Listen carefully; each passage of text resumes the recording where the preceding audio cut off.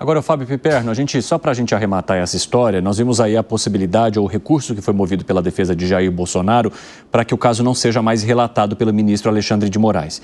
Essa tentativa começou antes mesmo da última operação da Polícia Federal, mas ganhou um, digamos, argumento de reforço, que seria o fato de o ministro Alexandre de Moraes estar naquela lista de pessoas que foram presas pela Polícia Federal que estariam montando um plano para matar algumas autoridades, entre elas o presidente da República, o vice-presidente e o próprio ministro, que até então era presidente do Tribunal Superior Eleitoral. Como é que você avalia essa possibilidade? Seria o caminho correto diante de outras situações que já acompanhamos aqui no país e diante do que prevê a lei? Como ele está com medo, né? É claro que há uma controvérsia aí se, enfim, o ministro Alexandre de Moraes pode ou não ser realmente o julgador desse processo, mas, enfim, o relator desse processo. Agora, você vê que coisa, né, Evandro? É como se ele fosse argumentar o seguinte: bom, só porque alguns aliados meus pensaram em tramar a sua morte, você acha que você pode julgar esse processo? Realmente o Brasil está muito esquisito. Que foi, Segré? Não tem a ver com uma teimosia, uma questão, é o processo penal. Dentro do Código Penal, não pode um juiz ele julgar quando ele é vítima. Não tem como fazer isso. Isso seria suspeição. E se tiver suspeição, corre o risco de que o dia de amanhã o processo seja cancelado.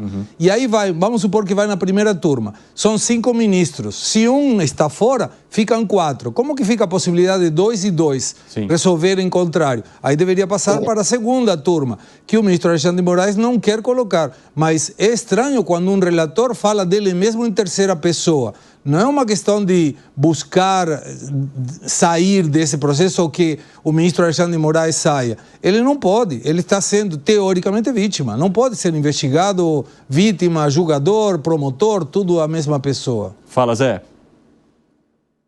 Desde o início eu apontava aqui a dificuldade de entender esse inquérito lá no início, né? Aquele inquérito das fake news que foi criado por um ato do presidente, do então presidente Dias Toffoli, que nomeou o relator Alexandre de Moraes, e aí virou um inquérito puxa o outro, né? Essa é a nave-mãe de todos os inquéritos.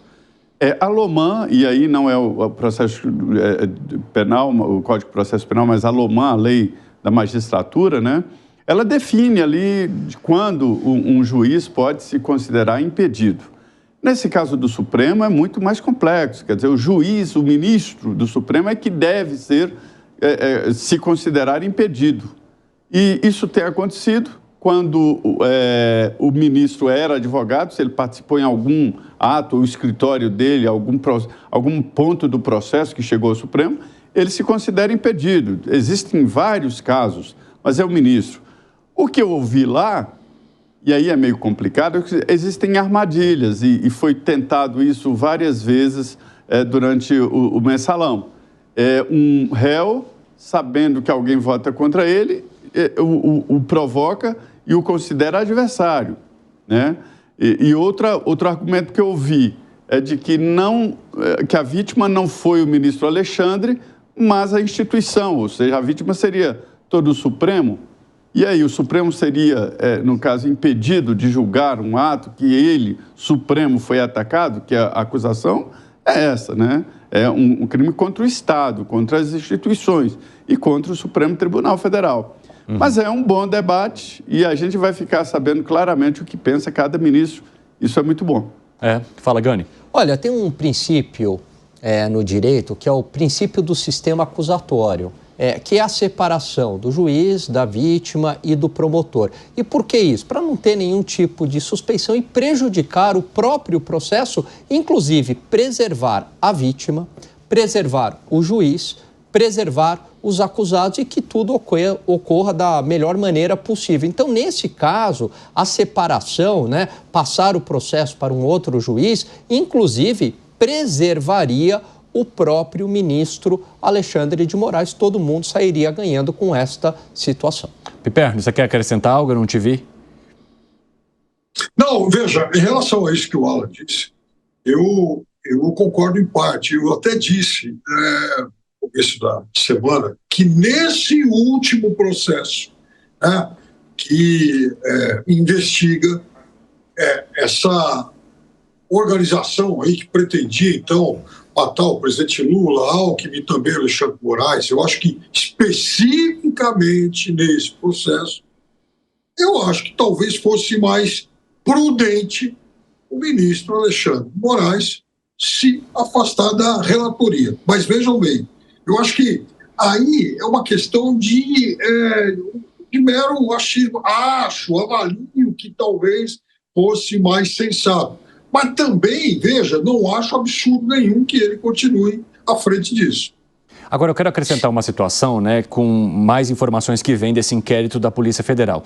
Inclusive de que alguns integrantes das Forças Armadas sequer estariam preocupados com a possibilidade de punição por conta desses planos que foram descobertos até agora pela Polícia Federal e que levaram aí ao inquérito tanto do ex-presidente Jair Bolsonaro quanto de outras pessoas que estavam ali ao redor deles. O que eles colocam, né? Que havia uma sensação de impunidade e essas mensagens, elas foram trocadas no dia 4 de janeiro de 2023, que mostram um integrante do grupo descrevendo que o ministro Alexandre de Moraes não iria querer mexer no vespeiro e que caso acontecesse uma caça às bruxas dentro do Exército, seria o mesmo que apagar o fogo com gasolina, ou seja, se eles tentassem um tipo de punição, poderia haver uma revolta dentro ali do Exército e das Forças Armadas. Mas a gente sabe, né, Zé Maria Trindade, que boa parte das Forças Armadas, como mencionou também, mencionaram vários dos seus líderes, não entrou nesse plano. Não fez parte dessa organização que é trazida agora pela Polícia Federal. Como é que você avalia mais fatos que vão sendo trazidos e que, de certa forma, colocariam mais uma vez o olhar sobre a participação das Forças Armadas nessa possibilidade de plano de golpe? Olha, eu já conversei com vários comandantes das três forças, né? Marinha, Exército e Aeronáutica, as Forças Armadas. E há uma grande preocupação, primeiro, é sobre a imagem, né, do que está acontecendo, né? As Forças Armadas estão apoiando dos dois lados. De um lado da esquerda, que nunca nutriu nenhuma possibilidade de aproximação e tal, e tem até preconceito das Forças Armadas, dos militares. E do outro lado, o pessoal da direita, que acha que as Forças Armadas não agiram como deveria, ou seja, apoiado o movimento, que eles estavam... pensando ali que eles estavam urdindo. Veja bem, eu conversei com comandantes que naquela época, no burburinho forte, que diziam o seguinte: Jair Bolsonaro tem hoje o apoio de 70% dos militares no voto. E aí um outro general que estava na mesma mesa disse assim, olha, eu acredito que chega a 80% do apoio em voto. Mas que apoia a possibilidade de golpe seria 20%. E é uma realidade. Então, assim, isso se traduz no comando, porque muito se fala no comandante do Exército, mas ele sozinho não decidiria com essa força sem arrastar os outros comandantes que fazem o Exército. Tem o comandante geral, o comandante, e tem os comandantes de várias unidades, né? E se você prestar atenção, o Exército tem uma capilaridade muito grande, inclusive tiros de guerra, que são unidades menores, comandadas por subtenentes, né? E nenhuma unidade, absolutamente nenhuma unidade se rebelou, nenhuma unidade quis evitar a posse do presidente Lula. Então, não foi uma coisa orgânica. Então, assim... houve uma conversa, houve reuniões, houve diálogos, sim, isso está com provas sobradas, como dizem os juristas, nos autos. Mas não houve organicamente nenhuma organização das Forças Armadas que tivesse que dividir. Então, essa é a realidade, né? Não houve mesmo um apoio das Forças Armadas, embora fossem simpáticas a Jair Bolsonaro e ao movimento Jair Bolsonaro, não houve engajamento nessa proposta desta reunião, que é a minoria, veja bem, eles estão aí julgando 37, né? 37, agora, então isso sim.